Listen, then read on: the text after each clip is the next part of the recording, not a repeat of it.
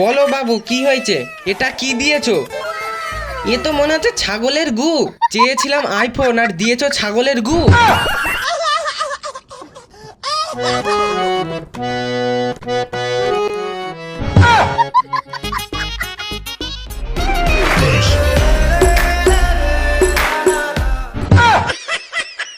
বলছি স্যান্টাদা, ওই পাশে যে খালি বাক্সগুলো পড়ে আছে ওর ভেতর কি রাখবো? ওই তো নকল যেসব কাগজের 50 টাকাগুলো আছে ওইগুলোই ভরে দে না।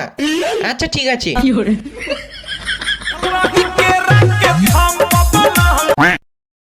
হ্যাঁ স্যার। বলো সান্টা, গিফট দিতে পেরেছো? হ্যাঁ এই স্যার বেরোচ্ছি। হুই, রাত 2টা বাজতে গেল, এখনো করোটা কি? স্যার বেশি চাপ নেবেন না, এখন তো ছেলেপুলেরা বাবুসোনা করে গেম টেম খেলে সবে ঘুমোতে গেছে।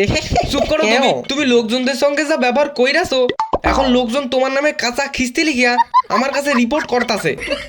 যে সানগ্লাস চা আছে তাকে তুমি জলের গ্লাস দিয়ে আসো, যে গিটার চা আছে তাকে তুমি হিটার দিয়ে আসো, আর যাও বা ঠিকঠাক পাঠায় আসো, ঘড়ি দিয়ে আসো তো ঘড়ির ব্যাটারি দাও নাই, জুতা দিয়ে আসো তো জুতোর ফিতা দাও নাই।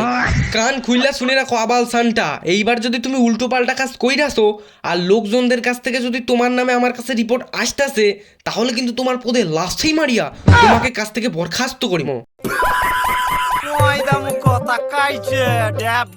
ওই সানটা, ওই ওই একদম আমার ছাদের উপর দাঁড়াবে না। আগের বার তো ছাদের উপর দাঁড়িয়েছিলে, তোমার ছাগল গরুগুলো পুরো হেগে দিয়ে গেছিল। বলো বাবু কি হয়েছে? এটা কি দিয়েছো? এ তো মনে হচ্ছে ছাগলের গু।